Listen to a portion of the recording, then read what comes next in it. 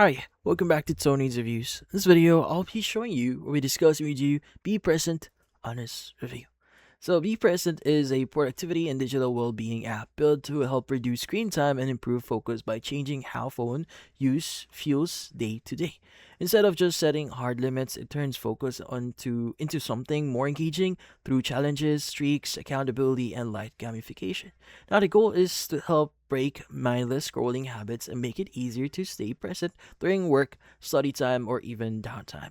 When looking at whether Be Present is worth using, real world feedback gives a fairly balanced picture. Now, based on App Store reviews, well, real world feedback gives a uh, balanced picture, like what is it? So the app is very popular and highly rated, with many people reporting noticeable reduction in screen time after using it consistently. Reviews often mention that features like focus sessions, streaks, reminders, and competitive elements make it more motivating and built-in screen time tools.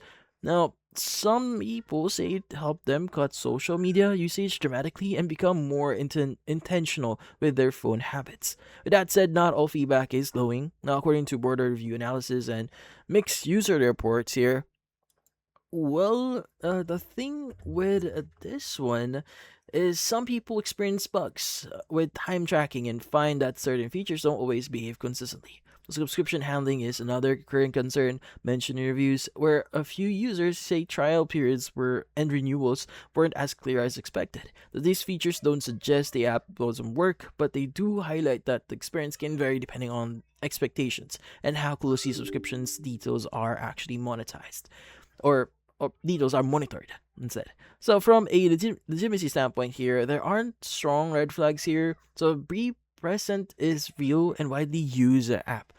Now, the thing with this one, it also has thousands of active users and functioning feature set. It isn't a Play Store product or an app that exists only for marketing purposes.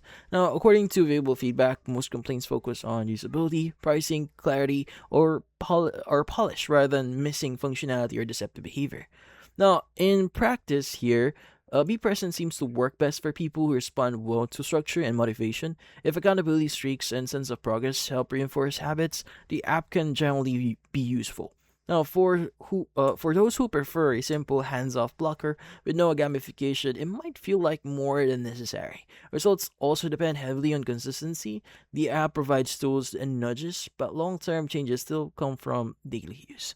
Now, overall, BePresent comes across as a legitimate productivity and focus app that delivers real value for many people trying to improve digital habits. It's not perfect, and it's important to pay attention to subscription terms, but for people looking for more engaging ways to reduce screen time and stay focused, it can be worth trying. Now, at the end of the day, it's up to you if you want to try it first up. Just remember to manage your expectation here.